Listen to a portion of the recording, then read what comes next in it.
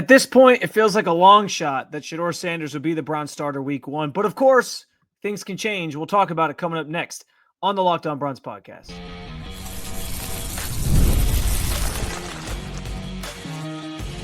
You are Locked On Browns, your daily Cleveland Browns podcast. Part of the Locked On Podcast Network, your team every day. What's up, Dog Pound? I'm Spencer German, your host of the Locked On Browns podcast. I'm proudly covering your Cleveland Browns each and every single day in the land and on the road. Based on how the Browns are handling the quarterbacks, I would be surprised if Shedeur Sanders is the week 1 starter. Jim Schwartz expects even more from Myles Garrett, and he should. Does Diontae Johnson even make this team at this point? That's what's on the docket today. I do want to thank you for being in every day at the Locked On Browns podcast, making us your first listen every single day. Remember, you can find Cleveland Browns content with Locked On Browns every week, Monday through Friday, guaranteed, with bonus content on some weekends as well. It's totally free to you. Just hit that subscribe button wherever it is that you get your podcast, and of course, the Locked On Browns YouTube channel.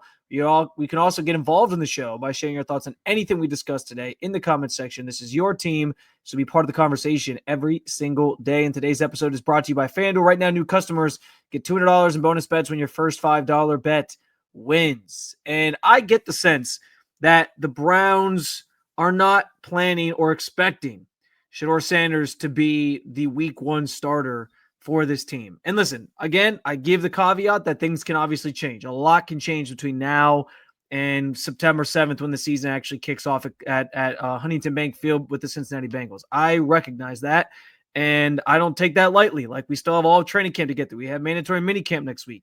A lot of context is going to be added to the situation. But based on these first couple weeks of the offseason program, where we've seen how they've handled these quarterbacks, and it's, again, I want to be clear. This is nothing that Shedeur has done wrong per se. I don't like he is with the opportunities he's been given, he's made the most of them. And that's why I'm saying, like, there is a chance he climbs up this depth chart and he makes a name for himself and he stands out even in the preseason or training camp. There's going to be an opportunity for him to do those things. But just based off of right now, how this room has been handled and how they're managing the reps and where those are kind of going and how they're dispersing them and the order of the quarterbacks, it feels like Shedeur Sanders is 4th in the pecking order, and it's going to take a lot for him to get up to be the top guy in the eyes of the Cleveland Browns. Now, I think he certainly has the ability to do that. And at the end of the day, like, if he balls out in training camp and the preseason, it could be undeniable that they have to try to start him, because if they have to sell to that room in some capacity that they're playing the best quarterback. But I think right now, like, the Browns organization views Kenny Pickett and Joe Flacco on a different tier than Dillon Gabriel and Shedeur Sanders. And so even though at OTAs on Wednesday, we saw Shedeur Sanders take those 11-on-11 reps for the first time. He did it in the red zone. And it was kind of funny. Like, he started off, he slips on like a boot play. And it was like, oh boy, that's not the right way to start this. But then he was great after that. Like, and that's the kind of stuff this time of year that I'm looking for, is how do they shake off a bad play?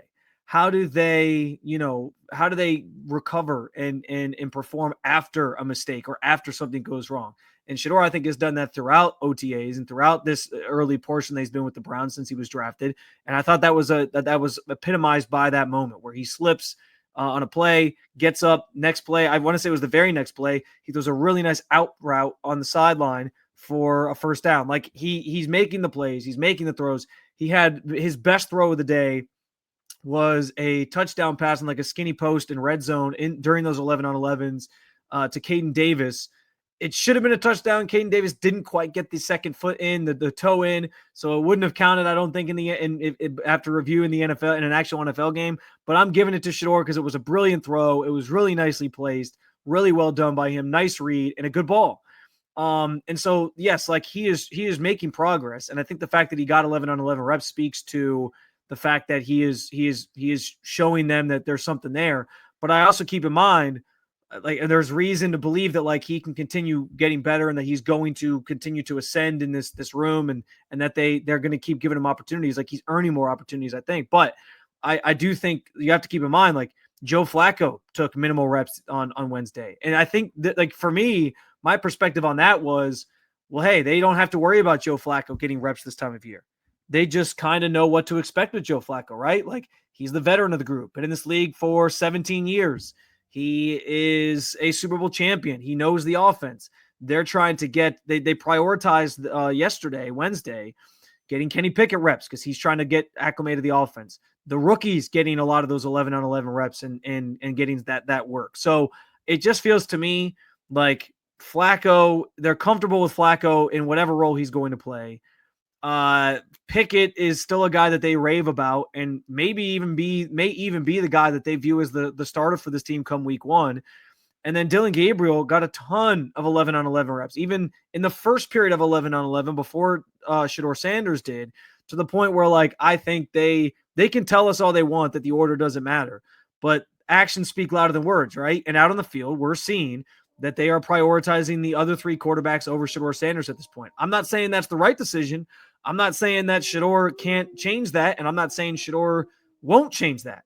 But right now, based on how they're handling these quarterbacks and based on what we've seen in terms of the rep management, in terms of who they're giving the most 11 on 11 reps to and who they're giving those opportunities with the ones to, it feels like Shedeur Sanders is, in their eyes, the 4th quarterback on this depth chart.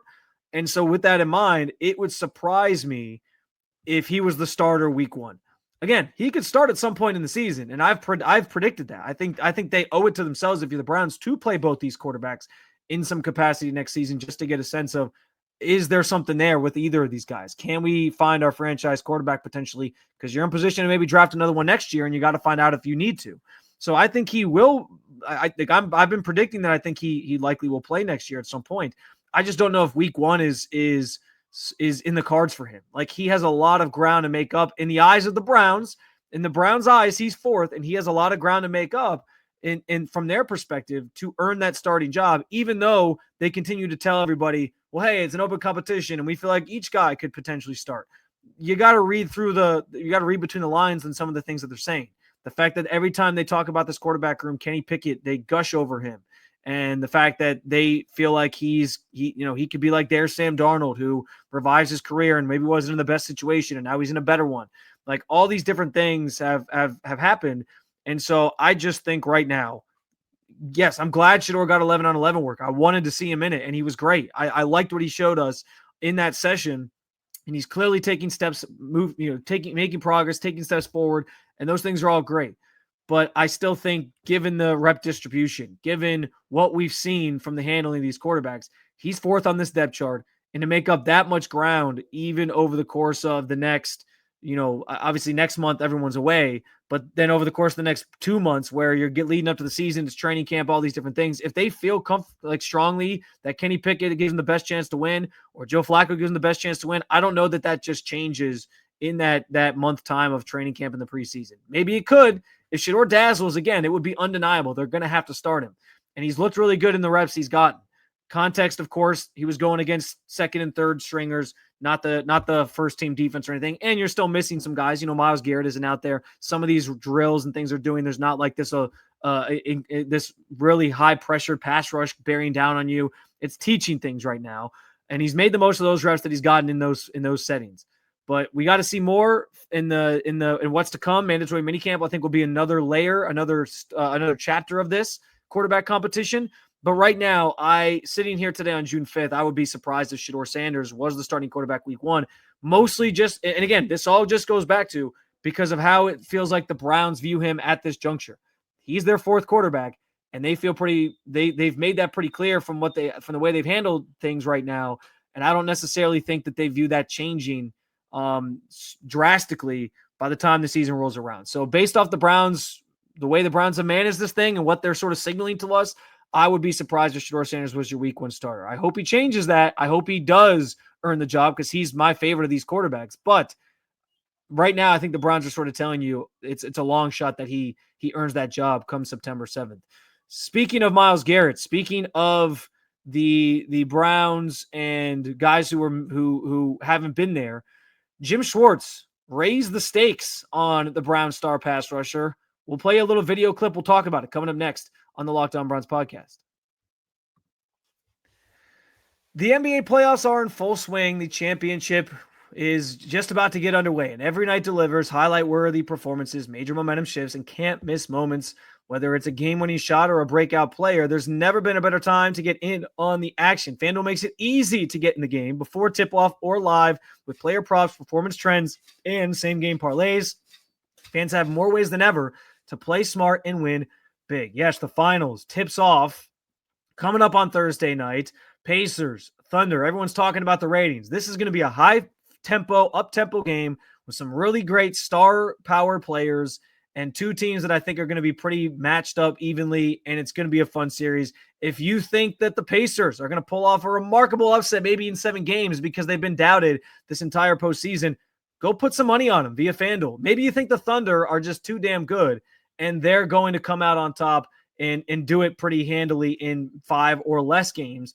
You can bet them too. If you have a read on who's heating up, why not back it with the same game parlay? If you're new to FanDuel, it's the perfect time to sign up. Head to FanDuel.com, place your first $5 bet, and if it wins, you get $200 in bonus bets. Make every moment more with FanDuel, the official sports betting partner of the NBA. All right, so we've talked a lot, obviously, about Myles Garrett and the fact that this offseason he made this big circus of his trade request and said he wanted out. He wanted to go play with an elite quarterback and all these different things.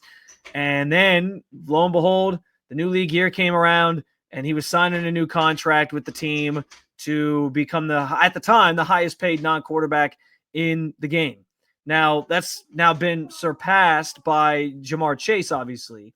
But at the same time, there was a lot said about like what this means for Myles and what this means in terms of, his leadership ability. And I think what's interesting is like Jim Schwartz said what I've been saying about like when you get that major contract, when you're one of the highest paid players on a team, there is a lot of responsibility that comes with that.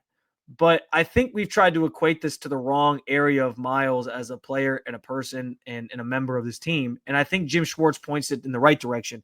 I'm going to play this clip, but he really upped the ante. He raised the stakes on what Myles is supposed to bring this team and what he's supposed to provide this team. I thought this was an interesting quote. Fans are going to love this too. Yeah, I really think Myles is going to have the best season of his career and has to, right? I've told him before, what's that Spider-Man quote? With great power comes great responsibility, right? And that's with the big contract, with the notoriety that came along with that, and with the process that took to get him to that point. There also comes, there's always pressure in this league, but probably a little bit more so. And I think that brings out the best in players. And I know that'll be the case with Myles also. He used the actual quote, with great power comes great responsibility. And listen, I think he's pointing that conversation in the right direction, because so much of the Myles Garrett conversation with this contract has been, well, hey, he got paid.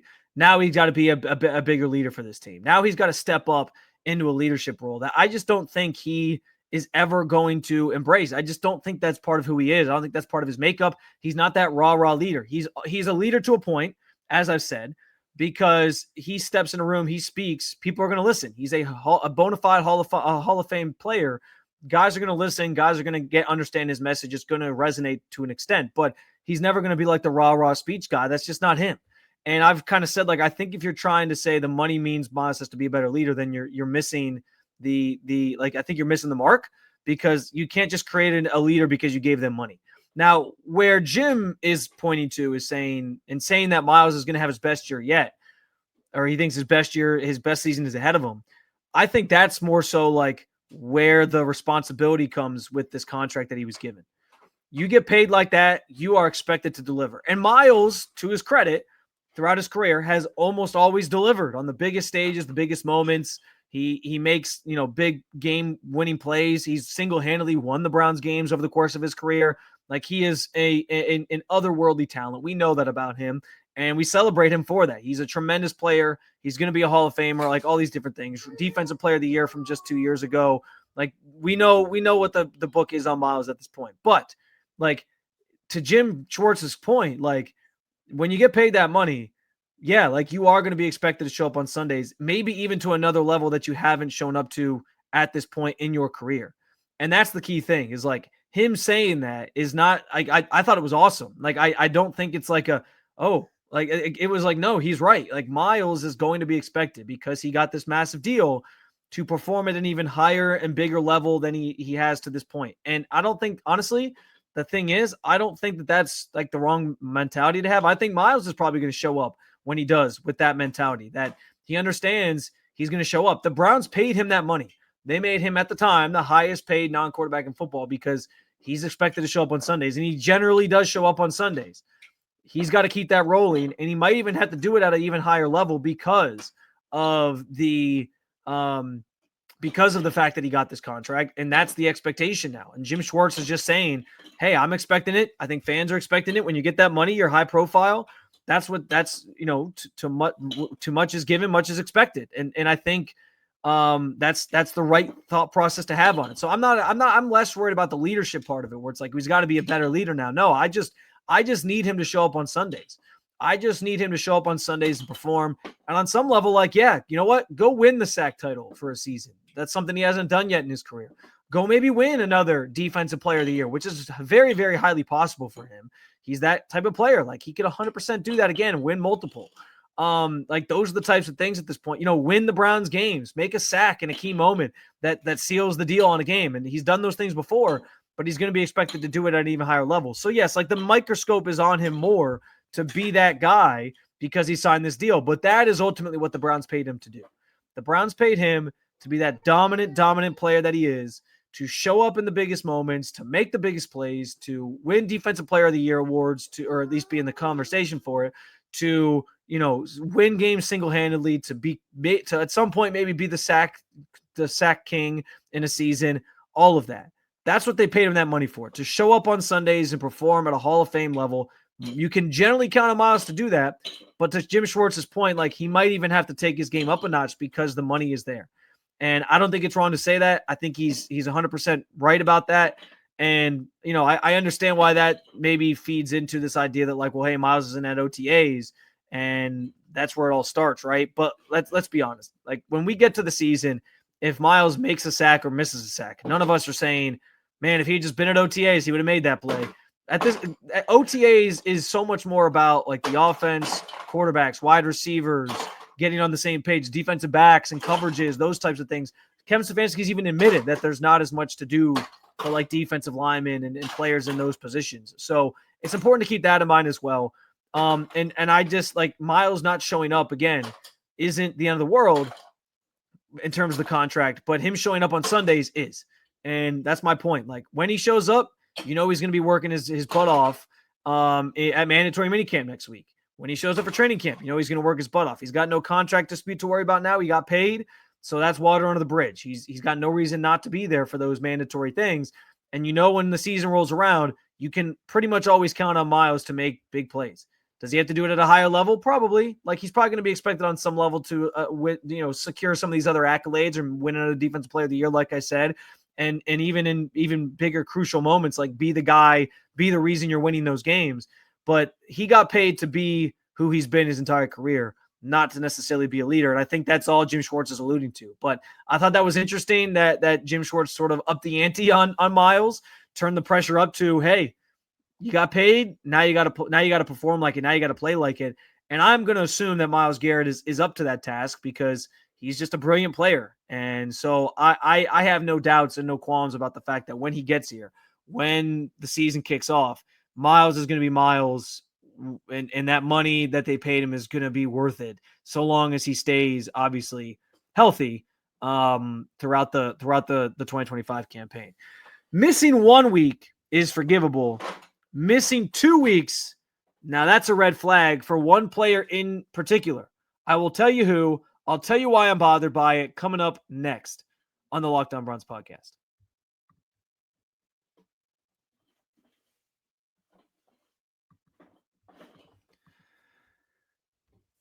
All right, so fittingly, we just talked about Myles Garrett not being present for OTAs. Not a big deal. I think it's a case-by-case basis when it comes to these voluntary programs, right? And somebody like Myles not being there, somebody like Joe Bitonio not being there, who's a veteran in this league, likely at the end of the tail end of his career, contemplated retirement this past offseason anyway. I'm not worried about those guys not being there. Jack Conklin, David Njoku as well. Like, these are players that I'm not concerned aren't at OTAs right now, because when they get there, you know what to expect from those guys. They're veterans, right? Like, it's not something that you should be overly concerned about. But there is one player that was not there once again this week that I am starting to worry about and be concerned about, and that is Diontae Johnson. Now, listen, I'm not going to say I can speak to why Diontae Johnson missed OTAs these 2 weeks. I don't know the whole story there. And so on some level, I'm willing to give him some grace to the idea that, like, if maybe he's got something going on he couldn't get out of. Maybe he's got family stuff that he needed to attend to. I can totally respect that. That's totally fine. And especially like after the first week, I was like, okay, we don't know the whole story there. He might have had something going on. I'm willing to give him the benefit of the doubt, especially after the first week of OTAs where he wasn't present. But now it's 2 weeks in a row where he isn't out there. And again, understanding that there could be something going on that we don't know. Some of the behind the scenes, family stuff. We all have those things. We all would want to have be given some grace if a family situation arose and you were going to miss work per se. So I can respect that and understand that. But Diontae Johnson is a player who at this point in his career is kind of on his last legs. Like this could be his last opportunity to stick in the NFL, to continue his NFL career. He's also on a team right now that has nothing at wide receiver behind Jerry Jeudy. That's a little rude to Cedric Tillman, because I think there's some hope for Cedric Tillman here. But we know the state of this wide receiver room. It's a disaster right now. There's a lot of missing pieces. That they have Jerry Jeudy, who's really the only proven guy. And then Cedric Tillman there's high hopes for him, high expectations for him, but he still hasn't done it consistently enough yet for us to know. And then after that, it's just like the island of misfit toys. Bunch of, undrafted rookies or undrafted guys that are on this roster still, late day 3 picks for the Browns, other than Diontae Johnson. That's what the rest of this makeup is.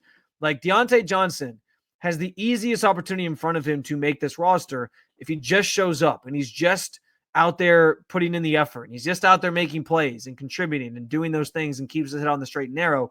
And now we're going on 2 weeks of him not being there at OTAs. Again, voluntary. I get it. It doesn't have to be the end of the world. It doesn't.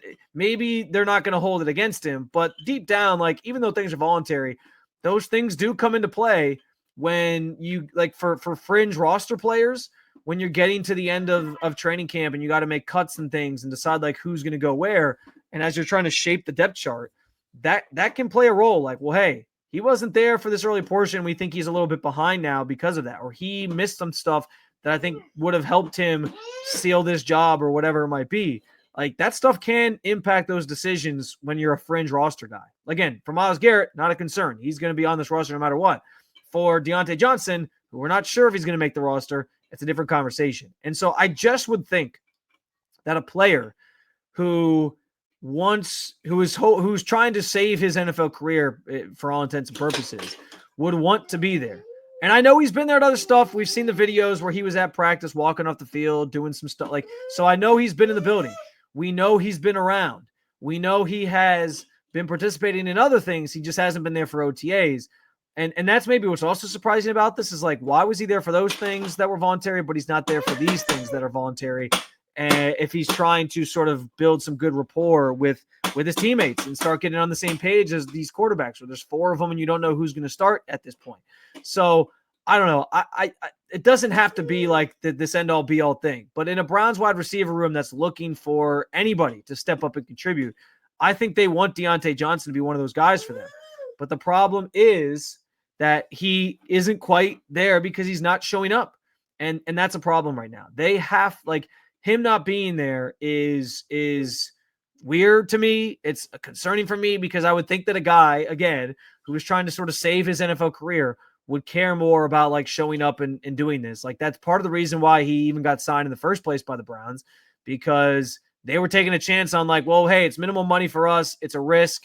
But we need wide receiver help, so let's take a flyer on this guy and see if he can, sort of stay on the straight and narrow and do these things. It was like a low risk, high reward situation because you can cut him for nothing, and it's like none of his money's guaranteed and it'd all be fine. But at the same time, like, you still want him to be a contributor for you because that's why you signed him in the first place. You're hoping that the other outcome is what plays out, that he ends up being a contributor for you. He is healthy. He does get his act together.